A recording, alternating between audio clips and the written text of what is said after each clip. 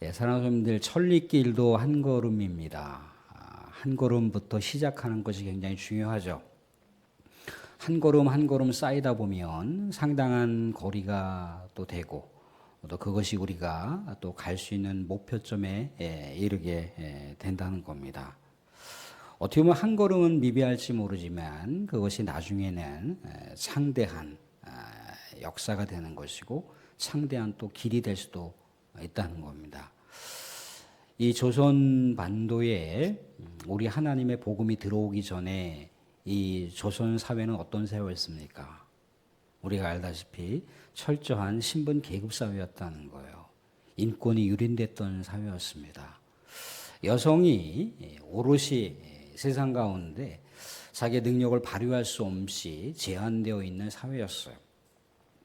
남성 중심의 사회이고 유교 중심의 사회이다 보니까 철저하게 모든 것이 통제되었고 모든 것이 제약이 되어 있는 그런 사회였다는 거죠.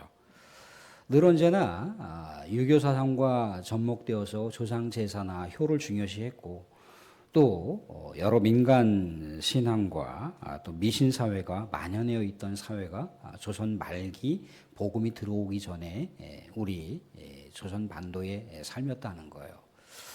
그러니까 살아가는 삶 자체가 정치적으로도 굉장히 혼란스럽고 경제적으로도 너무나 빈곤했습니다.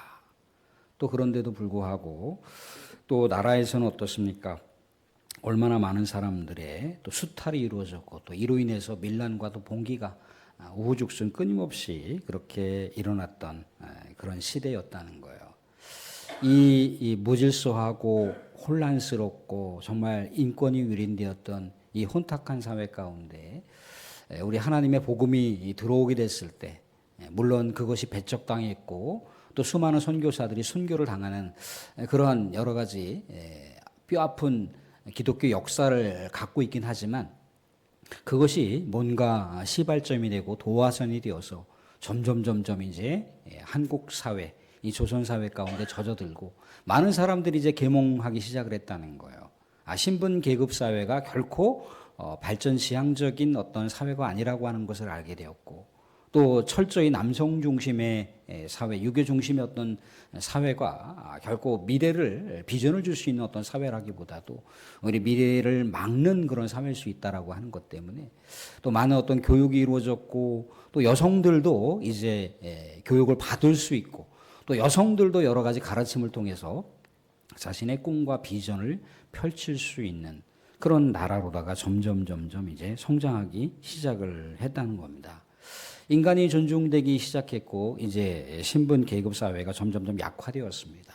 우리가 알다시피 이 어떤 서양에 있는 의료가 우리나라에 들어오기 전에는 대부분 어떤 민간 의료 처치에 의해서 그렇게 질병을 고치고 치료하는 그런 행위를 했다면 이제는 어떤 서양의 의료들이 들어오기 시작하면서 이제 서양 의료원이 또 개설되었고 또 병원이 또 이제 생겼습니다. 학교가 생겼어요. 많은 사람들이 이제 문맹으로부터 탈출할 수 있는 기회가 생겼고 많은 사람들이 글이라고 하는 걸 조금씩 이제 배울 수 있는 그런 사회로 점점 이제 발전하기 시작을 했다는 겁니다. 여러 가지 질병들도 이제 병원에서 치료할 수 있는, 치료받을 수 있는, 치료가 가능해지는 또 전염병을 미리 사전에 예방할 수 있는 것들도 생겼다는 거죠. 집단적인 어떤 무속과 미신보다는 어떤 사회가 점점 계모화되고 또 합리적인 사고를 할 수 있게 되었다는 거예요. 물론 그 당시에 깨어있는 선각자들, 사회개혁자들이 주도하고 있는 많은 여러 가지 사회개혁적인 모습들이 분명하게 있었던 건 사실이지만 그 근간을 보게 되면 기독교가 복음을 통해서 이 사회에 엄청난 영향을 일으켰다라고 하는 것이 자명한 진리였다는 겁니다. 사랑하는 분들, 물론 이 복음이 이 조선반도에 들어와서 시작은 그렇게 미약했고 시작은 뭔가 많은 반대가 있었고 핍박이 있었지만 결국은 어떻게 했습니까? 기독교가 사회 전반에 흐르게 되었고 기독교가 사회에 선도를 하는 그런 영향력을 끼치기까지 엄청난 그런 놀라운 은혜를 끼쳤다라고 하는 것이 분명한 사실이지 않습니까? 오늘 말씀 가운데 주어지는 하나님의 천국 비유의 말씀도 그렇다는 거예요. 겨자씨라고 하는 것. 어떻게 보면 우리가 참깨나 들깨보다도 더 작은 알갱이의 그 씨앗이 겨자씨입니다. 겨자씨는 눈에 잘 보이지도 않아요. 처음에는 그냥 보잘것없고 그냥 눈에 잘 보이지도 않기 때문에 별 볼 일 없어 보이기도 한다는 거예요. 그런데 겨자씨 안에 뭐가 생명력이 있다는 거예요. 하나님의 생명이 있습니다.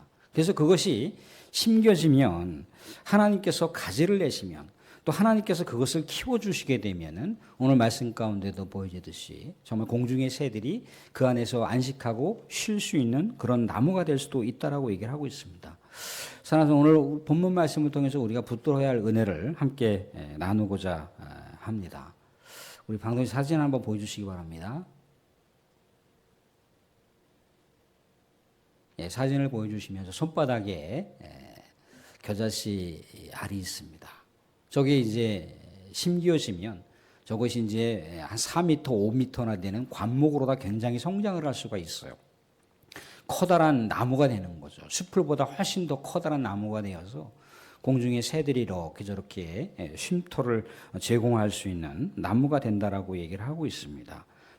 저 겨자씨 하나는 눈에 보기에 미비하고 정말 나약하고 별 볼 일 없는 것 같지만 저기 안에는 뭐가 담겨 있습니까? 하나님의 놀라운 성장이 담겨 있어요.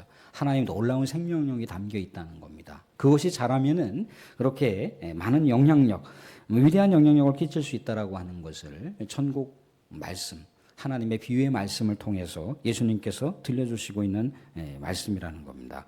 사랑하는 한국에 복음이 들어왔고 또 한국에 교회가 세워졌고 한국 사회에 엄청난 영향력을 끼치는 것은요, 단순하게 복음이라고 하는 그런 차원을 뛰어넘는다는 거예요. 복음을 붙들고 있었던 우리 소명자도 있었죠, 그죠? 우리 성도들이 복음을 붙들었습니다. 우리 성도들이 복음에 반응을 했다는 거예요. 성도들이 복음을 갖고 살았다는 거예요. 하나님의 이 복음을 어떻게 하면 우리의 삶의 현장에서 실천해 갈 수 있을까? 끊임없이 순종하기 위해서 부단히 애쓰는 모습이 겨자씨가 심겨지는 그런 모습과 같다는 겁니다. 겨자씨는 또 어떤 것에 우리가 생각해 볼 수가 있습니까? 이 땅 가운데 우리가 이웃을 위해서나 가정을 위해서나 또 나라와 민족을 위해서나 세계 선교를 위해서 기도하는 것. 이것이 정말 어떤 특별한 어떤 시간들을 정해놓지 않다 할지라도 끊임없이 그렇게 기도하는 모든 것들이 다 겨자씨 한 알과 같은 모습이 될 수도 있다는 겁니다. 오늘 이렇게 우리 찬양대가 찬양으로 우리 하나님께 영광 돌리기 위해서 또 그렇게 찬양으로 헌신하고 또 우리 찬양단이 또 찬양으로 또 경배와 찬양으로 또 헌신하고 또 우리 안내자가 또 이렇게 안내로 또 헌신하고 차량 봉사자가 차량으로 또 헌신하고 또 우리 교회 교우들을 위해서 또 이렇게 우리 각 구역이나 우리 또 권사회에서 또 아낌없는 헌신과 또 봉사를 위해서 또 새벽부터 이렇게 식단을 준비하고 또 점식사를 준비하는 이 모든 것들, 이것이 겨자씨가 심겨 나아가는 작은 모습이자 아름다운 모습일 수가 있다는 겁니다.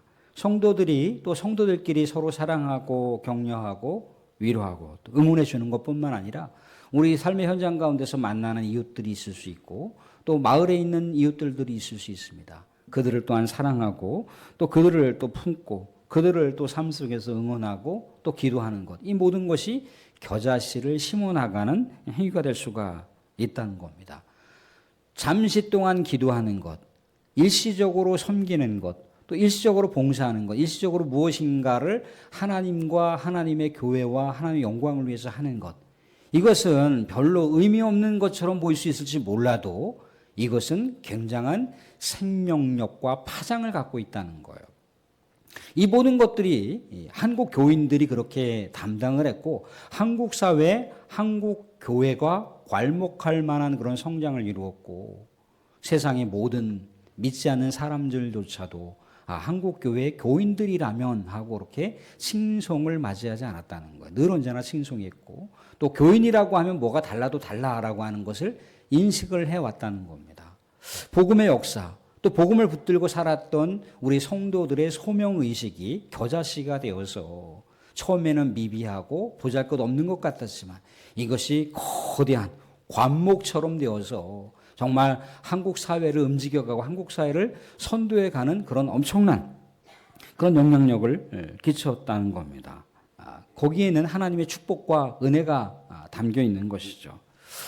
사랑하는 성도들, 심었다 할지라도 그것을 키워주시고 자라게 하시는 분은 하나님이십니다. 물론 이 세상 가운데서요, 물론 우리 성도들이 가족 구원을 위해서나 아니면 이웃 구원을 위해서 그렇게 간절히 소망하고 복음을 전하고 기도했지만 전혀 요동하지 않는 우리의 가족들이 있을 수 있고 전혀 변화 없는 이웃들이 있을 수가 있습니다. 교회에 충성, 헌신, 봉사했지만 교회가 뭔가 영적으로 풍성하게 부흥으로 나타나지 않을 수도 있다는 겁니다. 교회 교우들이나 또 주변에 우리가 알고 있는 지인들을 바라보면서 혹시라도 중한 질병 가운데 놓여져 있어서 그 영혼을 안타까워하는 마음으로 하나님께 간절히 기도하고 간절히 그렇게 절박하게 하나님을 찾고 그렇게 중보 기도를 했지만 오히려 병이 더 낫고 회복이 되는 것이 아니라 오히려 그 질병이 더 악화될 수도 있는 상황 가운데 놓여질 수도 있다는 겁니다. 겨자씨를 심고 뿌리 내리기까지는 하나님의 역사가 있어야 되는 것이고 하나님의 시기가 필요합니다. 중요한 것은 여기서 우리가 낙심하지 말아야 된다는 겁니다. 당장 뭔가 눈에 도드라지게 나타나지 않는다 할지라도, 당장 뭔가 가지가 뻗치지 않는다 할지라도, 당장 뭔가 왜 열매가 맺히지 않는다라고 그렇게 뭔가 삶의 상황 가운데 우리가 진단을 내린다 할지라도 낙심하지 말라는 거예요. 영혼을 품고 기도했던 것 계속 기도하시고 또 영혼을 바라보면서 그 영혼이 정말 하나님께로 돌아오기를 간절히 소망하는 것, 그것도 역시 계속하시고 또 우리가 계속 그렇게 겨자씨라고 하는 그 소명의식을 갖고 우리가 계속해서 그 일들을 해나가게 됐을 때 하나님께서는 그런 겨자씨와 같은 소명을 우리가 품고 살아가는 성도의 삶을 지켜주시고 또 뿌리를 내리게 해주시고 키워주신다는 겁니다. 전에 강단에 아름다운 꽃으로 헌화하셨던 분이 계세요. 철쭉꽃이었는데 이제 철쭉이 몇 주 이렇게 헌화를 하고 나서 조금씩 시들어가고 이제 앙상하게 가지만 남아 있었습니다. 그래서 화분 용기는 다른 꽃을 이렇게 담아서 헌화할 때 사용하면 되겠다 싶었는데 바싹 말라버린 이 철쭉의 가지를 어떻게 해야 될까, 그냥 버려야 되나 말아야 되나 그러다가 이 사택 앞에 화단에다가 이렇게 심어놨어요. 그래서 혹시라도 이제 그 이듬해 봄에 철쭉꽃이 혹시라도 피지 않을까 그렇게 간절히 소망하고 기대를 해봤지만 철쭉꽃이 피질 않더라고요. 2년째, 3년째, 4년째가 지나갔는데도 여전히 철쭉에 꽃이 피지가 않는 거예요. 그런데 올해 봄에 철쭉에 꽃몽우리가 맺혀지면서 꽃이 화사하게 피는 거예요. 이것을 보면서 사람이 이렇게 저렇게 왜 안 피나, 왜 제철이 봄철에 이 철쭉이 피어야 되고 진달래꽃이 피어야 되는데 왜 안 피나 그렇게 마음의 발만 동동 구르고 그랬지만 하나님의 때에 하나님께서 그렇게 철쭉에 뭔가 기운을 주시니까 철쭉이 아름답게 그렇게 꽃을 피우더라는 거예요. 하나님이 하시니까 되더라는 거죠. 사랑하는 분들, 이 한국에 복음이 들어왔잖아요, 그죠? 또한 한국 사회가 또 괄목할 만한 성장을 이루었습니다. 또한 한국 교회가 세계에 정말 엄청난 또 선교의 대국이라고 하는 걸 우리가 아시잖아요, 그죠? 근데 동남아에 아무리 복음을 전하더라도, 아무리 동남아의 선교사들이 복음을 붙들고 수많은 사람들을 계몽하면서 그들을 선도해 나가도 한국 교회만큼 한국 사회에 영향력을 끼칠 만한 그런 동남아 선교지가 없다는 거예요.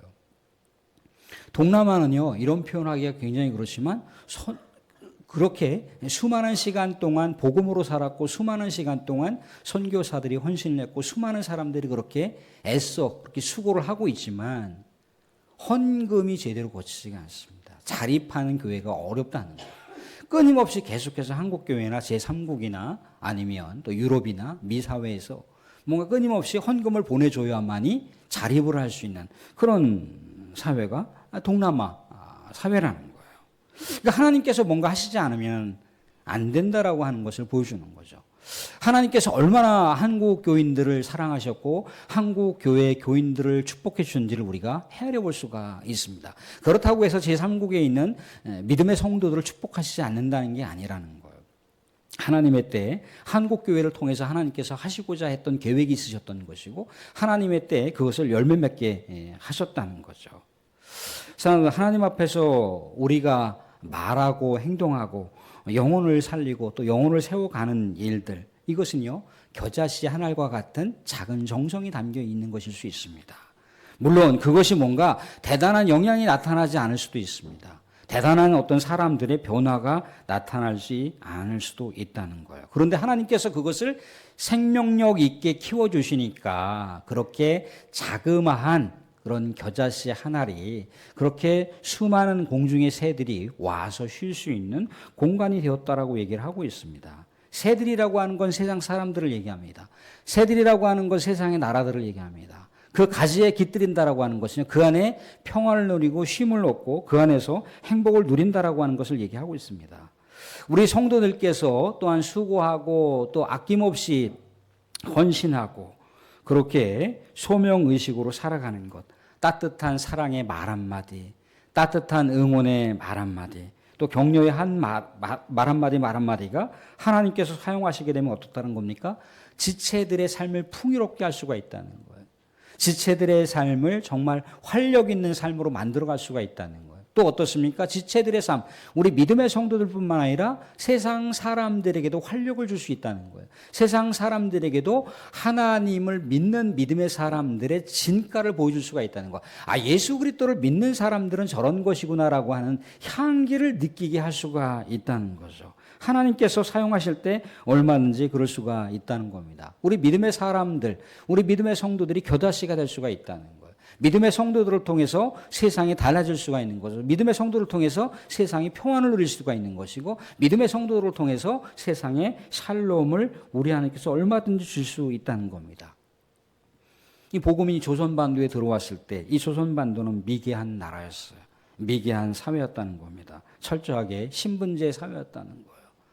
앞을 향해서 바라보지 못하는 그런 여러 가지 인권이 유린되었던 그런 사회였다는 겁니다. 그렇지만 복음이 서서히 우리 믿음의 성도들의 마음속 깊은 심령 가운데 젖어들게 되고 또 성도들이 같이 또 이루어서 공동체를 만들고 공동체 가운데 복음이 강력하게 역사하고 또 그 복음의 공동체, 우리 믿음의 공동체가 또 세상을 향해서 점점 서서히 우리 주님의 복음과 사랑으로 세상을 향해서 나가게 됐을 때 세상은 반응하게 되었고 세상은 그렇게 다시 하나님 품으로 돌아오는 그런 놀라운 은혜의 역사가 있었다는 겁니다.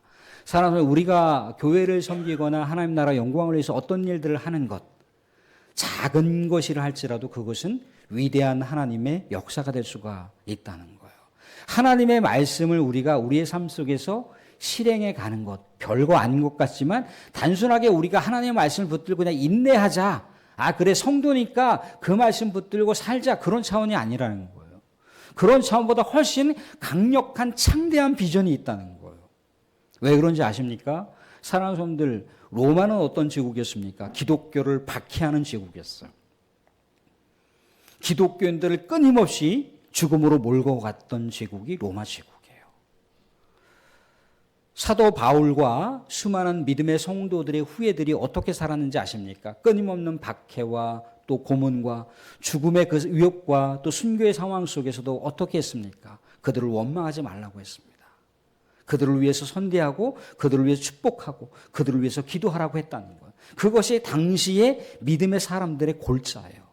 물론 죽음이 두렵거나 아니면 또 다른 곳에 복음을 나눠야 됐기 때문에 이곳저곳을 또 피난하고 도망쳐야 되는 그런 삶의 현실 구조가 있었지만 끊임없이 박해하는 자들에게 악을 악으로 갚지 않았다는 거예요. 뭔가 악을 갚기 위해서 칼을 갈아야 됐고 악을 갈기 위해서 창을 그렇게 예리하게 다듬어야 되는 그런 삶을 살지 않았다는 거예요. 끊임없이 그들을 사랑하고 품고 그들을 위해서 기도했다라고 하는 거. 그걸 누가 알았습니까? 콘스탄티누스 황제가 알았다는 거예요. 나중에 밀라노 칙령에 의해서 로마를 어떻게 했습니까? 로마 제국이 기독교를 공인화하는, 기독교가 바로 로마의 국교라고 하는 것을 선언했다는 거예요. 왜 그렇습니까? 기독교인들의 삶의 철학을 갖고 살아간다면, 기독교인들이 예수를 품고 살아가는 삶의 정신으로 살아간다면 로마 제국은 세계에 진정한 평화를 줄 수 있고, 로마 제국은 진정한 세계에 영향력을 끼친, 선한 영향력을 끼칠 수 있는 제국이 될 수 있다라고 하는 것을 확신했기 때문에 기독교를 로마의 국교로 다 공인했다는 거예요. 그 안에는 얼마나 많은 사람들이 순교를 당하면서, 얼마나 많은 사람들이 핍박을 당하면서 그럼에도 사랑을 실천했고, 그럼에도 끊임없이 그들을 위해서 축복기도 했고, 끊임없이 그들이 주옥과 같이 주셨던 우리 주님의 말씀을 그들의 삶 속에서 한올 한올 실천해 갔다라고 하는 모습을 통해서 보여주는 겁니다. 겨자씨 하나과 같은 그런 말씀을 들고 살아가는 삶, 그렇게 별 볼 일 없는 것 같고 능력이 없는 삶인 것 같고 여전히 영향력을 끼칠 수 없는 삶인 것 같지만 어떻게 했다는 겁니까? 정성과 그 안에 감사와 은혜를 담아서 그렇게 지속적인 삶을 진행하게 됐을 때 겨자씨는 어떻게 됐다는 겁니까? 창대한 하나님의 나라의 역사를 이뤘다는 거예요. 창대한 하나님의 나라가 됐다는 거예요. 사랑하는 분들, 말씀을 맺겠습니다. 겨자씨 한 알이라고 하는 것, 그것은 어떤 겁니까? 눈에 보이지 않을 수가 있어요. 정말 미비할 수가 있습니다. 그저 농부의 손에서 흩뿌려져서 그 한 알이, 미비한 그 한 알이 그냥 땅에 심겨지는 것으로 그렇게 끝날 수 있습니다. 그렇지만 어떻다는 겁니까? 하나님께서 그것을 사용하시면, 하나님께서 그것 가운데 역사하시면 엄청난 나라가 될 수가 있다는 거죠. 천국이 그렇다는 거예요. 하나님의 백성들은 이미 천국의 삶을 살아가는 것이고 걸어다니는 천국이라는 겁니다. 그래서 우리가 이 땅 가운데 살아가는 삶, 작은 기도를 할지라도, 작은 사랑이라 할지라도, 작은 섬김이라 할지라도 낙심한 자를 위로하고 격려하고 또 전화하고 찾고 감사한 말, 따뜻한 말로 격려하는 것, 생명력을 키워가는, 영혼을 소생시켜주는 말 한마디, 그들을 품는 기도, 그 모든 것이 시작은 미약하다 할지라도 나중에 우리 하나님의 창대한 역사를 만들어가고 우리 하나님의 창대한 하나님의 나라를 만들어갈 수가 있다는 겁니다. 사랑하는 성도들, 눈에 뭔가 당장 나타나지 않습니까? 뭔가 우리의 삶의 현장 가운데서 도드라지게 나타나고 있지 않습니까? 낙심하지 마시기 바랍니다. 무엇인가 거기서 포기하지 마시기 바랍니다. 멈추지 마시기 바랍니다. 누가 알아주지 않더라도 계속해서 하나님께서 이것을 바라보시고 있다라고 하는 마음으로, 흔들리지 않는 마음으로 계속해서 기도하시고, 계속해서 말씀을 실천하시고, 계속해서 섬김을 실행하시고, 계속해서 우리 하나님의 말씀 가운데 영혼들을 또 일으키고 영혼들을 세워가는 그런 놀라운 일들을 계속해서 진행하시기를 바랍니다. 비록 우리의 그 모습 가운데 작은 그런 모습이라 할지라도 하나님께서는 은혜를 주시면 창대한 역사를 만들어 주시고 창대한 그러한 우리 하나님의 나라를 우리 믿음의 성도들의 삶 속에서 분명하게 나타낼 줄로 믿습니다. 결코 포기하지 마시고 결코 낙심하지 마시고 계속해서 하나님의 나라의 비전을 품으시면서 우리가 섬기는 것 하나님께서 받으시는구나, 우리가 우리 하나님을 위해서 살아가는 것 하나님께서 영광 받으시는구나 라고 하는 것을 늘 언제나 마음속에서 품으시면서 우리의 삶이 걸어다니는 작은 천국을 만들어 또한 걸어다니는 작은 천국을 계속해서 우리 사랑하는 성도들의 가정과 삶의 현장 가운데서 확대하시는 놀라운 은혜가 저와 여러분 가운데 있어지기를 주님의 이름으로 축원드립니다. 아멘.